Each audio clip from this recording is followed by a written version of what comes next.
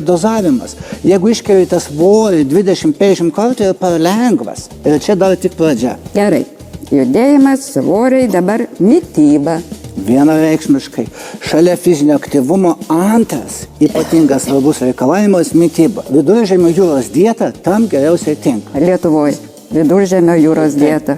Už tai aš važiuoju prie Viduržemio jūros už 3 dienų. Bet tai nereiškia. Viduržemio jūros dieta čia yra Lietuvoje taikoma dieta. Daug žmonių to vartoja, ten daugiau vaisių, daržovių, nepiknaudžiauti saldumynais, raudona mėsa, daugiau baltos mėsos. Lietuviško lašinukų nedaugiau kaip 10%, jeigu mes norime ilgiau gyventi. Viduržemio jūros dieta, prie kiekvienų pietų raudonas vynas.